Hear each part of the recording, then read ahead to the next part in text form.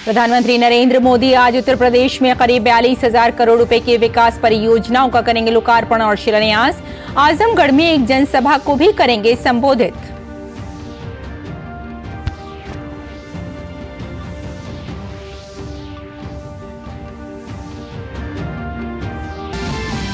आज मिलेगी छत्तीसगढ़ की महिलाओं को महतारी वंदन योजना की पहली किस्त।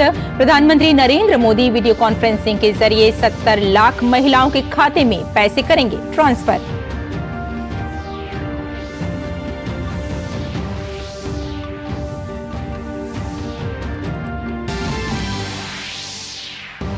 भारत ने संयुक्त राष्ट्र सुरक्षा परिषद में सुधार पर एक बार फिर दिया जोर। यूएन में भारत के स्थायी प्रतिनिधि रुचिरा कंबोज ने वीटो शक्ति पर जताई चिंता। कहा, सुधार प्रक्रिया में वीटो नहीं बनना चाहिए बाधा।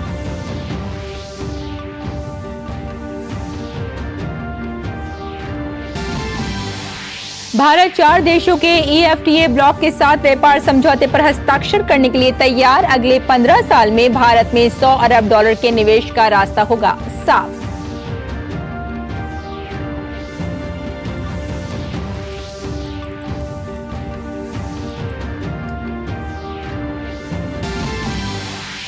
और खेल की खबरों में फ्रेंच ओपन के फाइनल में पहुंची सात्विक और चिराग शेट्टी की जोड़ी। पुरुष युगल के खिताबी मैच में आज जापानी चीनी ताइपे की जोड़ी से होगी भिड़ंत।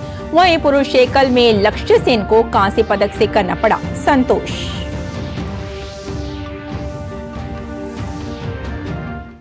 नमस्कार, स्वागत है आपका और आइए अब विस्तार से खबरों पर नजर डालते हैं।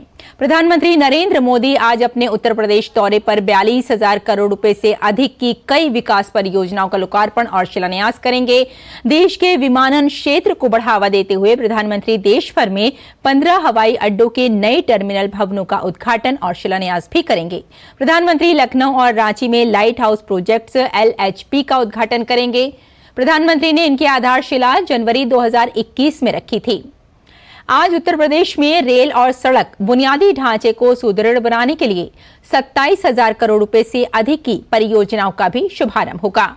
प्रधानमंत्री उत्तर प्रदेश में प्रधानमंत्री ग्राम सड़क योजना के अंतर्गत 3,700 करोड़ रुपए से अधिक की लागत से बनी 744 ग्रामीण सड़क परियोजनाएं राष्ट्र को समर्पित करेंगे। इसके अलावा प्रधानमंत्री प्रयागराज, जौनपुर और इटावा में अनेक सीवेज उपचार संयंत्रों और ऐसी अन्य परियोजनाओं का भी उद्घाटन और लोकार्पण करेंगे।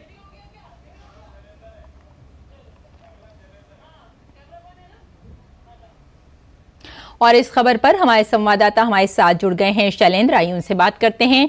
शैलेंद्र, जैसा कि हम सभी जानते हैं कि प्रधानमंत्री नरेंद्र मोदी का आज यूपी का ये एक खास दौरा होने जा रहा है और वहां के लोगों के लिए कई सारी सौगातें भी मिलने जा रही हैं। कितना महत्वपूर्ण है आज का दिन? देखिए, इस दौरे के महत्वपूर्ण होने का आप अंदाजा इस बात से लगा सकते हैं किस तरह से यहाँ पर 15 एयरपोर्ट देश भर में, केवल उत्तर प्रदेश में ही नहीं, जहाँ 5 एयरपोर्ट या तो वहां पर कुछ टर्मिनल विस्तार हो रहा है या फिर एयरपोर्ट की शुरुआत हो रही है। श्रावस्ती जो आप देखें तराई बेल्ट है, जहाँ से बलरामपुर और नेपाल के इलाके तमाम वो एक सुविधा मिलेगी सीधी उड़ान की, जो लोग आ सकेंगे, हवाई यात्रा का उन्हें एक फायदा होगा। इस तरह के 15 एयरपोर्ट है जहाँ पर तो टर्मिनल विस्तार या एयरपोर्ट की शुरुआत हो रही है। बहुत महत्वपूर्ण है। आप देखें हाईवे का निर्माण जिस तरह से मोदी सरकार करा रही है, तो कुछ नए हाईवे की चौड़ीकरण की शुरुआत भी मिलने वाली है। इसके साथ ही साथ आजमगढ़, जहाँ पर ये सभा हो रही है, जहाँ पर एक कार्यक्रम हो रहा है, वहां पर हम देख रहे हैं कि आजमगढ़ एयरपोर्ट जिसका शिलान्यास प्रधानमंत्री नरेंद्र मोदी ने किया था, उसकी शुरुआत होगी। और यहाँ राज्य विश्वविद्यालय सुहेल देव के नाम से राज्य विश्वविद्यालय की सौगात अभी आजमगढ़ और उसके आसपास के लोगों की जनता को मिलने वाली है। तो ये बहुत महत्वपूर्ण इसलिए आज से है कि विकास परियोजनाओं की एक तरह से कहे कि दर्जनों विकास परियोजनाओं की सौगात न केवल आजमगढ़ उत्तर प्रदेश बल्कि देश भर के अलग अलग इलाकों को मिलने वाली है। उसमें नई रेल लाइन है, उसमें सड़कों का चौड़ीकरण है, उसमें नए हाईवे का निर्माण है और 15 एयरपोर्ट या तो फिर टर्मिनल कहीं पर विस्तार हो रहा है या फिर नए एयरपोर्ट की सौगात मिलने वाली है। तो बहुत महत्वपूर्ण है इस लिहाज से प्रधानमंत्री नरेंद्र मोदी का आजमगढ़ का यह दौरा। बिल्कुल शैलेंद्र, अगर हम यहाँ ये करें कि कहीं ना कहीं देखा जाए तो हवाई यात्रा को मजबूत करने के लिए केंद्र का ये एक बहुत बेहतर कदम भी माना जा रहा है, क्या कहेंगे आप? देखिए, मोदी सरकार एक नीति लेकर आई, उड़ान योजना, जिसके तहत तमाम जगहों पर केवल राजधानियों में नहीं, छोटी छोटी जगहों पर उड़ाने हो, लोगों को हवाई यात्रा की सुविधा हो, लोग उनको अपने घर से बहुत दूर ना जाना पड़े हवाई यात्रा के लिए, और सीधी उड़ान इस तरह से हो जो लोग कहीं बाहर जाना चाहते हैं। देखिए, श्रावस्ती जैसी जगहों पर जब उड़ान की सुविधा होगी तो दूर दराज के लोग जो तमाम जगहों पर नौकरियां करते हैं या फिर देश से बाहर एक तरह से नौकरियां करते हैं, आना, उनकी आवाजाही आसान होगी और उससे उस इलाके का एक विकास होगा। जहां पर हवाई अड्डे का निर्माण होता है उसके आसपास हम देखते हैं कि आर्थिक गतिविधियां काफी होती हैं और एक आर्थिक गतिविधियों की वजह से नौकरियों के अवसर बढ़ते हैं, वहां पर स्वरोजगार के अवसर बढ़ते हैं, उस इलाके का विकास होता है, तो उसका एक फर्क दिखता है। तो हमने देखा है कि प्रधानमंत्री नरेंद्र मोदी इस बात को अक्सर कहते हैं कि उनका सपना रहा है कि हवाई चप्पल वाला हवाई जहाज में चले, और हम देख रहे हैं कि जिस तरह से छोटे छोटे शहरों में छोटी छोटे जगहों पर एयरपोर्ट की सुविधाएं शुरू हो रही है, उससे निश्चित तौर पर यह सपना साकार होता हुआ दिख रहा है कि जो आज से 10 साल पहले या आज से 15 साल पहले सोच भी नहीं सकता था कि वो हवाई जहाज की यात्रा करेगा, हवाई सफर करेगा, उसको उसके इलाके में वो सुविधा मिल रही है। निश्चित तौर पर हमें क्रांतिकारी बदलाव उड़ान योजना के जरिए हवाई यातायात में देख रहे हैं देश भर में।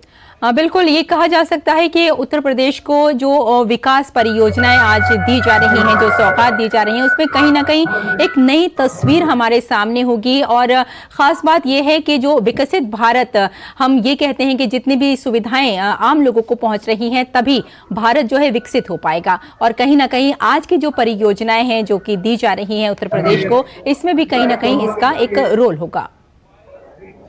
देखिए, विकसित भारत का जो टारगेट है उसमें क्या होना चाहिए, उस पर हम देख रहे हैं कि देश आगे बढ़ रहा है। बेहतरीन सड़कें होनी चाहिए। आप देखें कि उत्तर प्रदेश और देश भर में तमाम सड़कों का निर्माण हुआ है।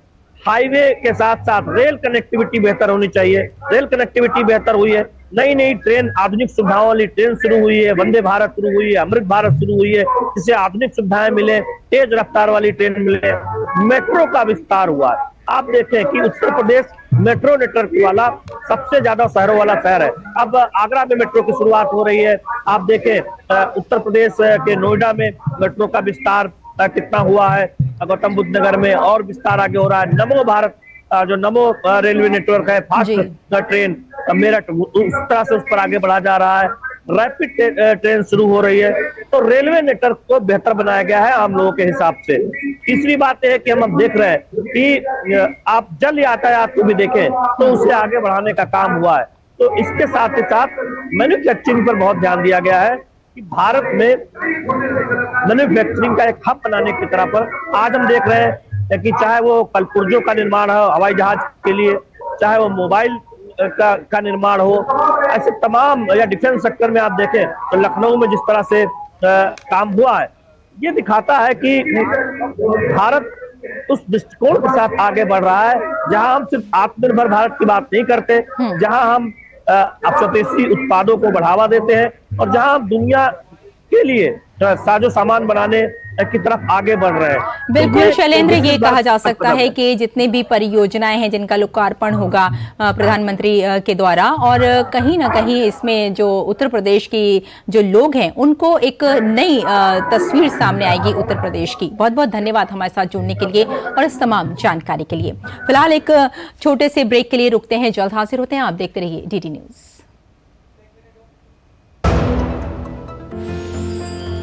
साल, बरस और सदी नहीं, एक युग गुजर जाएगा। उम्र न पूछो वंडर की, जब फर्क नजर आएगा। वंडर सीमेंट, फर्क नजर आएगा। हेलो बेटा। पापा कब आओगे? मिस्टर विकास के साथ कौन है? बस बेटा थोड़ी देर और। वो मिस्टर विकास की फाइल आप पॉलिसी बाजार।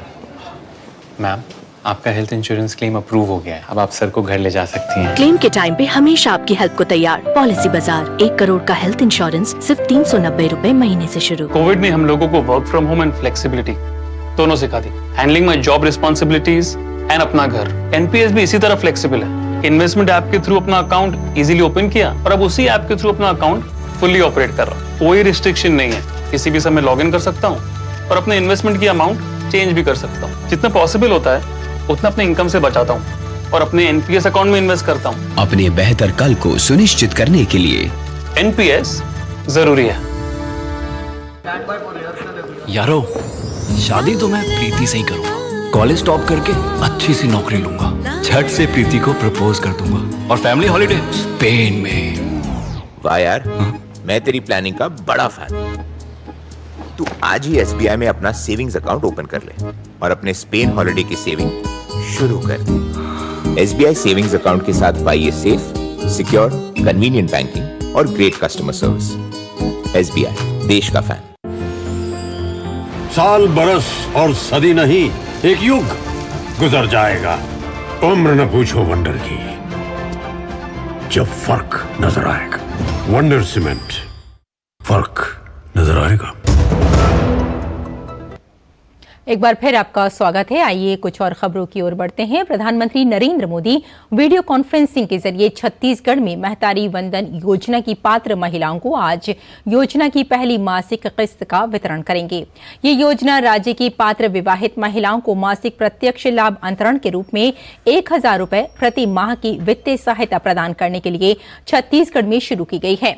महिलाओं का आर्थिक सशक्तिकरण सुनिश्चित करने, उन्हें वित्तीय सुरक्षा प्रदान करने, लैंगिक समानता को बढ़ावा देने और परिवार में महिलाओं की निर्णायक भूमिका को मजबूत करने के लिए इसकी परिकल्पना की गई है। ये योजना राज्य की सभी पात्र विवाहित महिलाओं को लाभ प्रदान करेगी जिनकी आयु 1 जनवरी 2024 तक 21 वर्ष से अधिक है। विधवा, तलाकशुदा और परित्यक्त महिलाएं भी इस योजना के लिए पात्र होंगी। योजना से करीब 70 लाख महिलाओं को फायदा होगा। प्रधानमंत्री नरेंद्र मोदी राज्य मुख्यालय, जिला मुख्यालय, ब्लॉक मुख्यालय एवं नगरीय निकायों में आयोजित कार्यक्रमों से सीधे वर्चुअल जुड़कर लोगों को संबोधित करेंगे और हितग्राहियों से बात करेंगे।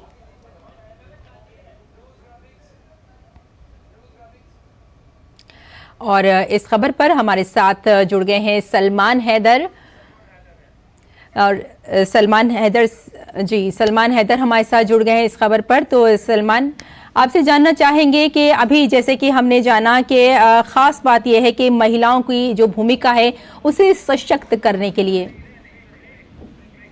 और यहाँ एक छोटा सा ब्रेक लेते हैं, जल्द हाजिर होते हैं और उसके बाद फिर से अपने संवाददाता से जुड़ेंगे। मौसम को अपने पैशन के बीच जो नहीं आने देते, मैं उनका फैन। मेरी तरह एसबीआई भी आपका फैन है, इसलिए एसबीआई आपके लिए थोड़ी एक्स्ट्रा मेहनत करता है। तो excellent customer service, assistance to MSMEs और टेक्नोलॉजी ड्रिवन बैंकिंग सॉल्यूशंस। घर छोड़ दूं, एसबीआई बदल रहा है क्योंकि हम एक बदलते देश के फैन हैं। एसबीआई, देश का फैन। साल बरस और सदी नहीं, एक युग गुजर जाएगा। उम्र न पूछो वंडर की, जब फर्क नजर आएगा। वंडर सीमेंट, फर्क नजर आएगा। एक बार फिर आपका स्वागत है। बिहार में अवैध रेत खनन मामले में प्रवर्तन निदेशालय ने लालू प्रसाद यादव के करीबी बालू माफिया सुभाष यादव को गिरफ्तार कर लिया है। ईडी ने कल पटना में सुभाष यादव के कई ठिकानों पर छापेमारी की थी। इसके बाद सुभाष यादव के कर्मचारी और करीबियों से एजेंसी ने 2.15 करोड़ जब्त किए हैं। सुभाष यादव आरजेडी की टिकट पर लोकसभा का चुनाव भी लड़ चुके हैं। और इसी खबर पर हमारे संवाददाता सलमान हैदर हमारे साथ हैं, आइए उनसे बात करते हैं। सलमान, जैसे कि अभी हमने जाना कि बालू माफिया सुभाष यादव, जो कि लालू प्रसाद यादव के बेहद करीबी माने जाते हैं, उनको ईडी ने गिरफ्तार कर लिया है। क्या आपके पास इसकी पूरी जानकारी है? जी रेशमा, खबर ये है कि देर रात ईडी ने उन्हें गिरफ्तार किया है और इनके करीबी सहयोगियों और सुभाष यादव के जो 6 परिसर हैं उन पर सघन तलाशी ली जा रही है। ईडी ने मिसेस ब्रांडसंस कमोडिटीज प्राइवेट लिमिटेड और उसके निदेशक के खिलाफ 20 एफआईआर जो बिहार पुलिस द्वारा दर्ज की गई थी उसके आधार पर जांच शुरू की थी। इसमें आरोप लगाया गया था कि ई चालान के बिना इन्होंने अवैध रूप से बालू का ट्रांसपोर्टेशन किया है, खनन किया है और उसकी बिक्री की है। तो ये सारे मामले हैं और लगभग इस अवैध जो खनन हुआ है इससे 161 करोड़ रुपए का घोटाला हुआ है। तो ये जो अवैध बिक्री है बिहार में एक बालू सिंडिकेट या बालू माफिया कह सकते हैं उसको, जी। और बराबर निरंतर लाभ कमाता रहा, नियमों और कानूनों का उल्लंघन करके, क्योंकि ये अवैध कमाई में बहुत ही बड़ा हिस्सा जो भ्रष्टाचार में चला जाता है और धन उगाही का एक ये बड़ा स्रोत है।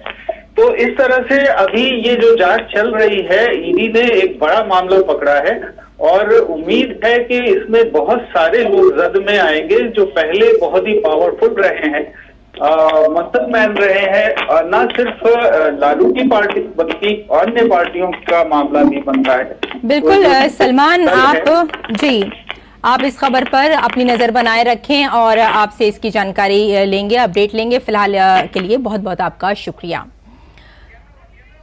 और आइए अब बढ़ते हैं अगली खबर की जानिब। दिल्ली जल बोर्ड प्लांट के अंदर बड़ा हादसा हो गया है। केशवपुर मंडी के पास 40 फुट गहरे बोरवेल में एक बच्चा गिर गया है। दिल्ली फायर सर्विस, एनडीआरएफ और दिल्ली पुलिस मौके पर पहुंच गई है। दिल्ली फायर सर्विस ने यह जानकारी दी है कि बच्चे को बचाने के लिए अभियान जारी है।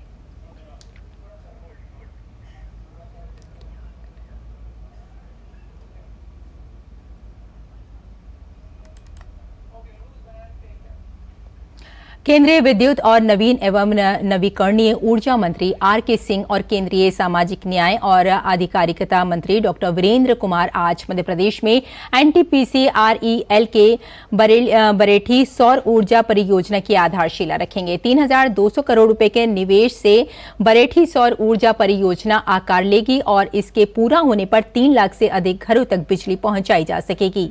इस परियोजना के चालू होने से न केवल ग्रिड को हरित बिजली की आपूर्ति होगी बल्कि लोगों को सस्ती बिजली की आपूर्ति भी सुनिश्चित होगी। परियोजना के निर्माण से क्षेत्र में प्रत्यक्ष और अप्रत्यक्ष रोजगार के अवसर पैदा करने में मदद मिल रही है। झारखंड के सिमडेगा जिले में 3 दिवसीय पूसा कृषि विज्ञान मेला का आयोजन किया जा रहा है, जिसका उद्घाटन आज केंद्रीय कृषि मंत्री अर्जुन मुंडा के द्वारा किया जाएगा। इस मेले का मुख्य विषय कृषि उद्यमिता समृद्ध किसान है। उद्यमिता को बढ़ावा देने के लिए मूल्य संवर्धन और फसल विविधता पर चर्चा की जाएगी। साथ ही आधुनिक कृषि और बागवानी की उन्नत तकनीकों को देखने का अवसर मिलेगा, जो उत्पादकता को बढ़ाने में मदद करती है। भारतीय कृषि अनुसंधान संस्थान पूसा नई दिल्ली के मार्गदर्शन में यह मेला आयोजित किया जा रहा है, जिसमें सिमडेगा के जिला कृषि पदाधिकारी और कृषि विज्ञान केंद्र सहित अन्य विभागों की इस मेले में सहभागिता होगी।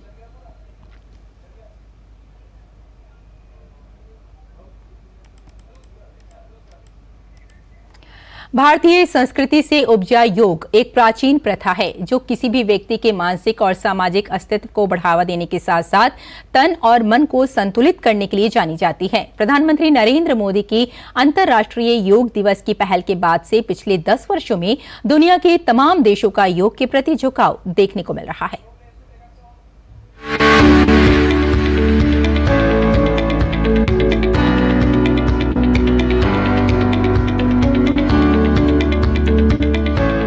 योग एक प्राचीन अनुशासन पद्धति, जिसका अभ्यास हजारों साल पहले भारत में ऋषि मुनियों ने किया और आज प्रधानमंत्री नरेंद्र मोदी की वजह से योग पूरी दुनिया में देश की सबसे बड़ी सांस्कृतिक पहचान बन चुका है।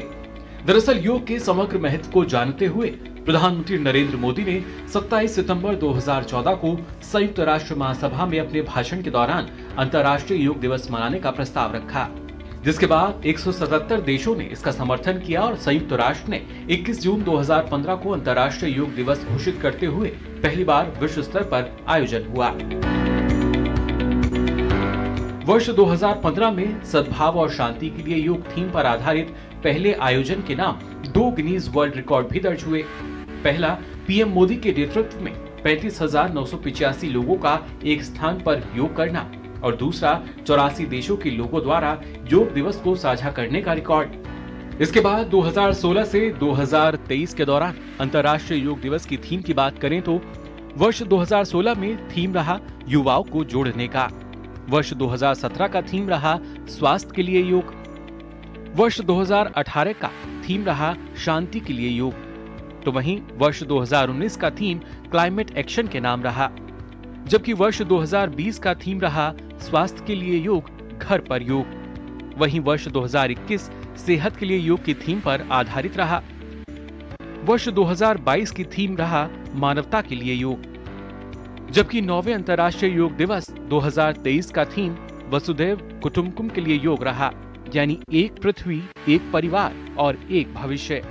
प्रधानमंत्री नरेंद्र मोदी ने 21 जून 2023 को न्यूयॉर्क शहर में संयुक्त राष्ट्र मुख्यालय के प्रतिष्ठित नॉर्थ लॉन में 9वें वार्षिक अंतर्राष्ट्रीय योग दिवस समारोह का नेतृत्व किया। इस कार्यक्रम में 135 से अधिक देशों के हजारों लोगों ने भाग लिया, जिसने एक योग सत्र में इतने देशों के लोगों के द्वारा भागीदारी के लिए गिनीज वर्ल्ड रिकॉर्ड स्थापित किया। तो वहीं गुजरात के सूरत में एक ही स्थान पर एक योग सत्र में 1 लाख से ज्यादा लोगों ने हिस्सा लेकर एक नया गिनीज वर्ल्ड रिकॉर्ड बना दिया।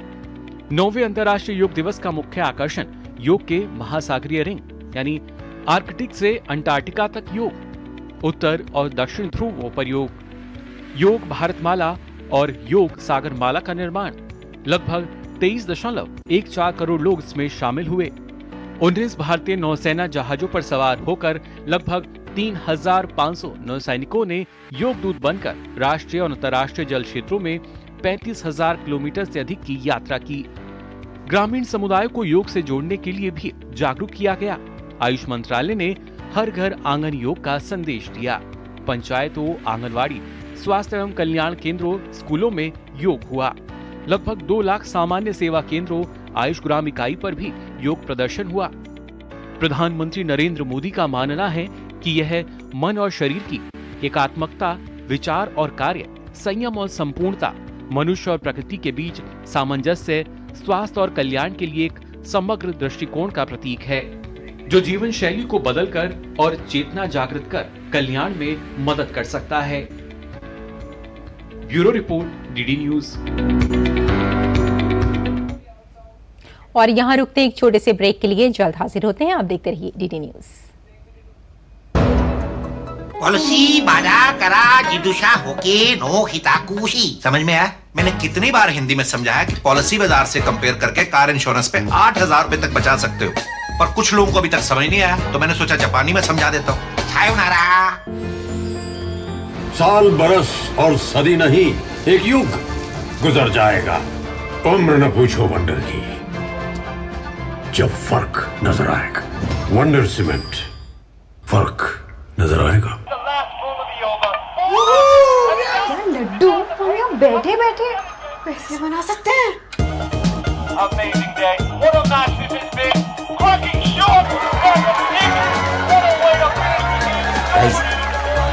मैं तुम्हारे बिजनेस आइडिया का बड़ा फैन। अब बिजनेस चाहे जो भी, एसबीआई का करंट अकाउंट तो चाहिए ना। एसबीआई करंट अकाउंट से सिंप्लीफाइड बिजनेस ट्रांजैक्शन और ग्रेट कस्टमर सर्विस। एसबीआई, देश का फैन। संयुक्त राष्ट्र में भारत के स्थायी प्रतिनिधि रुचिरा कंबोज ने एक बार फिर संयुक्त राष्ट्र सुरक्षा परिषद यूएनएससी में तत्काल सुधार की आवश्यकता पर जोर दिया। संयुक्त राष्ट्र के 78वें सत्र की अनौपचारिक बैठक के दौरान रुचिरा कंबोज ने लंबी चर्चा पर निराशा व्यक्त करते हुए कहा कि साल 2000 में आयोजित मिलेनियम शिखर सम्मेलन में वैश्विक नेता व्यापक सुधारों के लिए प्रतिबद्ध हुए थे। 2000 के बाद अब तक 1/4 शताब्दी बीत चुकी है। रुचिरा कंबोज ने कहा कि अब सुरक्षा परिषद में सुधार की आवश्यकता है। दुनिया और हमारी आने वाली पीढ़ियां अब और इंतजार नहीं कर सकती हैं। कंबोज ने युवा पीढ़ी की आवाज पर ध्यान देने की आवश्यकता को रेखांकित किया। उन्होंने आग्रह किया कि अफ्रीका में जारी अन्याय को संबोधित करना आवश्यक है, इसलिए परिषद में सुधार की आवश्यकता है। Discussions on reform of the Security Council have been going on, as you well know, in earnest for well over a decade since the early 1990s. In addition, world leaders at the Millennium Summit in the year 2000 had resolved to intensify efforts to achieve a comprehensive reform of the Security Council in all its aspects. Nearly a quarter century has passed. The world and our future generations can no longer wait. We must push forward a reform, heeding the voices of the young and future generations, including from Africa, where the demand to correct historical injustice grows even stronger. और 71वीं miss world प्रतियोगिता के विजेता की घोषणा हो चुकी है। मुंबई में जियो वर्ल्ड कन्वेंशन सेंटर में प्रतियोगिता का फिनाले हुआ। मिस वर्ल्ड 2024 का ताज चेक रिपब्लिक की क्रिस्टीना पिसेचकोवा के सर सज चुका है। उन्होंने भारत में आयोजित मिस वर्ल्ड प्रतियोगिता का 71वां संस्करण जीता। प्रतियोगिता के अंत में उन्हें मिस वर्ल्ड 2024 का ताज पहनाया गया। वहीं लेबनान की यास्मीना जैटोन प्रथम उपविजेता रहीं। 28 साल बाद इस कार्यक्रम की मेजबानी करने वाले भारत का प्रतिनिधित्व 22 वर्षीय सिनीश शेट्टी ने किया था। इस समारोह में 12 न्यायाधीशों के पैनल में फिल्म निर्माता साजिद नाडियाडवाला, कृति सेनन, पूजा हेगड़े, क्रिकेटर हरभजन सिंह सहित कई लोग थे। ये कार्यक्रम सोनी लिव पर लाइव भी दिखाया जा रहा था। फिल्म निर्माता करण जौहर और पूर्व मिस वर्ल्ड मेगन यंग ने इस कार्यक्रम की मेजबानी की। बता दें आपको कि क्रिस्टीना पिसेचकोवा लॉ और बिजनेस दोनों में 2 डिग्रियों की पढ़ाई कर रही हैं। तो फिलहाल इस बुलेटिन में इतना ही। अनुमति दें। नमस्कार।